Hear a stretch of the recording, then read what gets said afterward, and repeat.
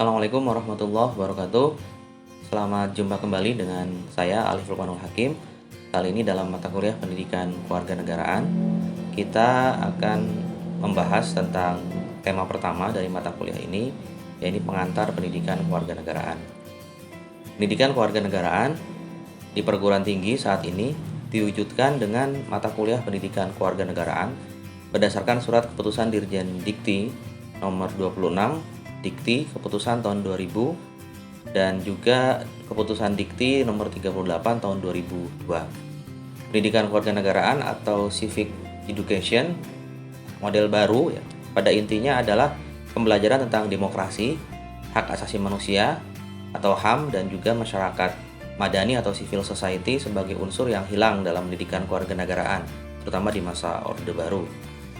Nah, pengertian pendidikan kewarganegaraan bisa kita ambil dari beberapa ahli, contohnya dari tim ICCE UIN Jakarta.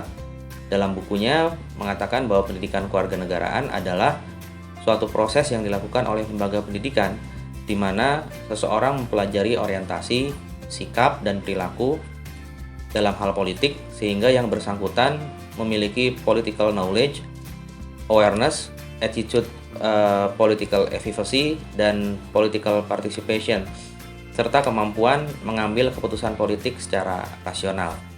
Yang kedua, ada seorang pakar atau ahli juga, Profesor Dr. Azumardi Azra.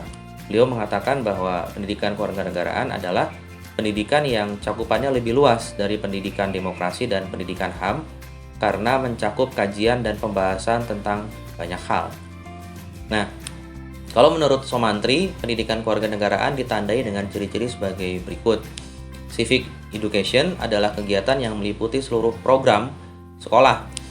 Yang kedua, civic education meliputi berbagai macam kegiatan mengajar yang dapat menumbuhkan hidup dan perilaku yang lebih baik dalam masyarakat demokratis. Yang ketiga, dalam civic education atau pendidikan kewarganegaraan termasuk pula hal-hal yang menyangkut pengalaman, kepentingan masyarakat, pribadi, dan syarat-syarat objektif untuk hidup bernegara. Nah, ada standar kompetensi dalam mempelajari mata kuliah pendidikan kewarganegaraan. Yang pertama adalah kualifikasi atau ukuran kemampuan dan kecakapan seseorang yang mencakup seperangkat pengetahuan, sikap, dan keterampilan. Nah, jadi standar kompetensi pendidikan kewarganegaraan atau civic education adalah menjadi warga negara yang cerdas dan berkeadaban, intelligent and civilized citizen, seperti itu. Dan kemudian kompetensi dasarnya adalah seperangkat tindakan yang cerdas, penuh rasa tanggung jawab yang harus dimiliki oleh seseorang agar ia mampu melaksanakan tugas-tugas dalam bidang tertentu. Nah, kompetensi dasar yang akan ditransmisikan pada peserta didik terdiri dari 3 jenis kompetensi pengetahuan kewargaan atau civic knowledge istilahnya, yaitu kemampuan dan kecakapan yang terkait dengan materi inti pendidikan kewarganegaraan, yaitu kemampuan dan kecakapan terkait dengan kesadaran dan komitmen warga negara, antara lain komitmen akan kesetaraan gender, toleransi, kemajemukan, dan komitmen untuk peduli serta terlibat dalam penyelesaian persoalan-persoalan warga negara yang terkait dengan HAM. Kemudian bisa diartikan juga civic knowledge ini adalah kemampuan dan kecakapan untuk mengartikulasikan keterampilan kewargaan seperti kemampuan berpartisipasi dalam proses pembuatan kebijakan publik atau public policy.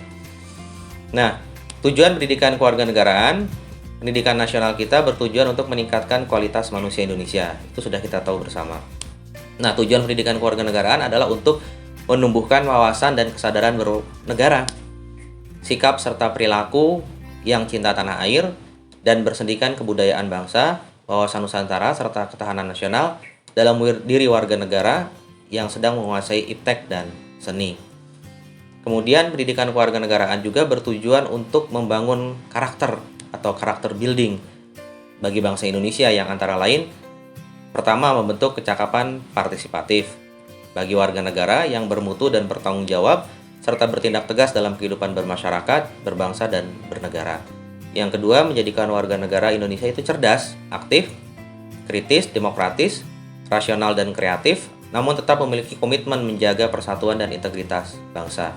Yang ketiga, mengembangkan kultur demokrasi yang berkeadaban.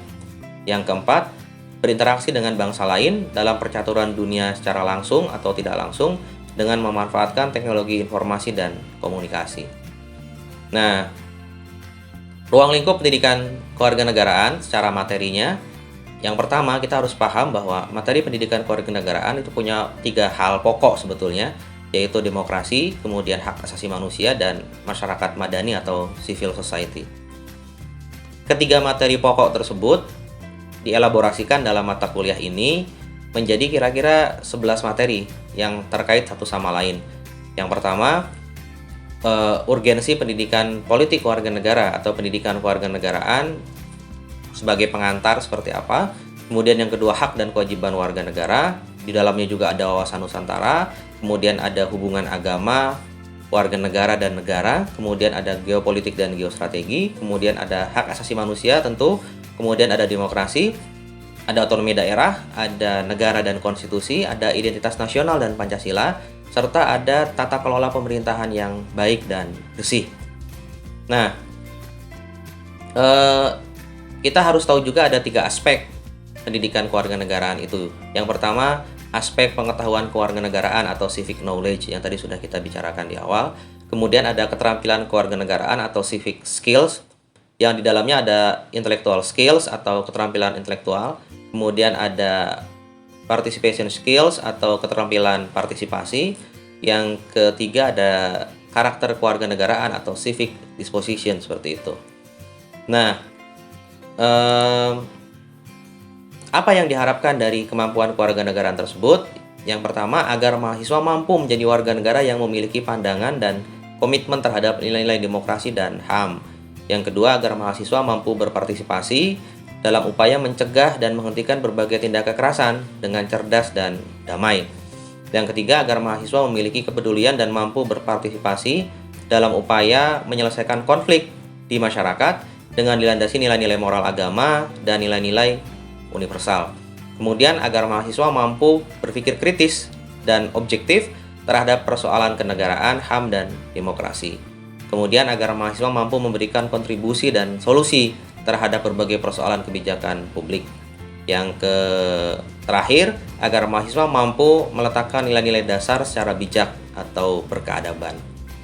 Nah, kemudian permasalahan kurikulum yang terjadi selama ini dalam pemberian mata kuliah kewarganegaraan adalah penggunaan alokasi waktu yang cenderung bahkan dominan dengan tatap muka di kelas ya. Kemudian pelaksanaan pendidikan kewarganegaraan yang pembelajarannya cenderung mengutamakan dimensi kognitif saja. Kemudian yang ketiga, penilaian hanya didasarkan pada kemampuan kognitif saja sehingga membuat dosen atau guru hanya mengejar target pencapaian materi dan kurang penerapan dalam kehidupan berbangsa dan bernegara, terutama dalam skills dan juga sikap tadi itu. Nah, oleh karena itu, dalam mata kuliah ini kita akan bersama-sama mengelaborasi dan juga memahami secara lebih luas, tidak hanya kognitif tapi juga skills terutama, dan kemudian karakter kewarganegaraan yang berkeadaban, serta juga membangun intelektualitas agar kita mampu menjadi warga negara yang cerdas dan baik, yaitu smart and good citizen. Terima kasih.